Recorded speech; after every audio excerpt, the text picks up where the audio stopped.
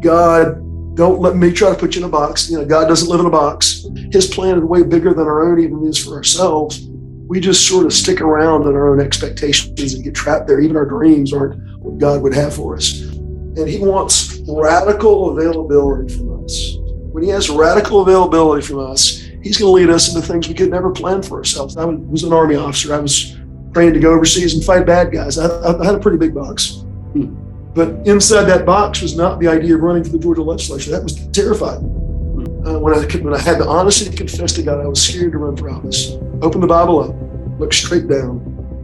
2 Timothy 1:7. God does not give us a spirit of fear, but a spirit of power, of love, and of sound thinking. When we go to God and make ourselves available, he answers in such powerful ways through his word and through his people. And I just want to encourage you guys that made all the difference for me in my step towards public office. We've won the war for independence. Now we've had these Articles of Confederation that weren't working out so well. Benjamin Franklin saw what was going on and he made a speech.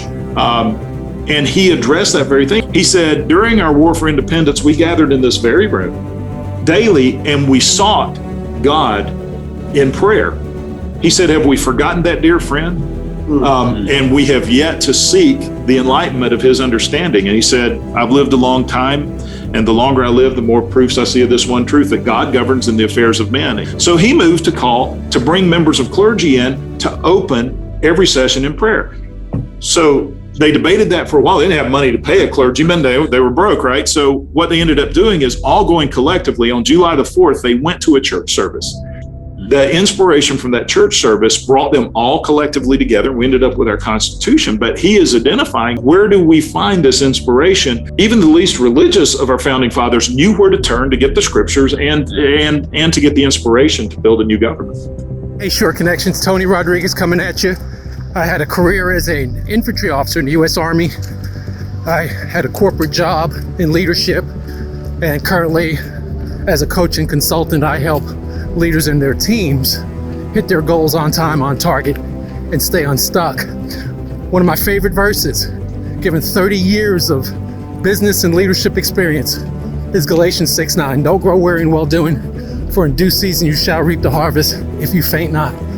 It's God coaching us up, letting us know, one, weariness is inherent to the journey. Don't let it get the better of you. And don't be surprised when you experience it.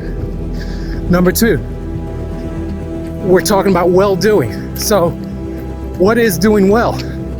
Biblically, morally, ethically, the task that we're doing should be things that effectively deliver goodness to people, to be salt and light. Don't grow weary in doing that. For in due season, there's a natural due season given by the laws of nature and physics, but there's also spiritual due season based on your purpose and what the Lord has you doing in the earth. And your Holy Spirit will be your best coach, letting you know what the seasons are. There's a promise that you'll reap the harvest. We'll reap exactly what we sowed, in greater proportion than when we sowed, but much later than when we sowed.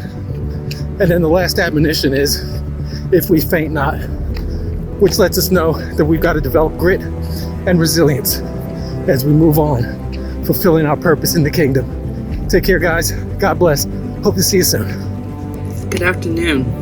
My name is Samantha Norment, U.S. Army veteran and founder of Her Hope Foundation, Inc.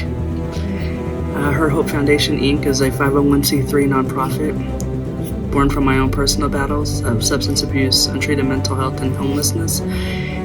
Our goal is to bridge the gap in transitional services and wraparound services for unhoused female veterans with and without dependent children in the Atlanta and surrounding area.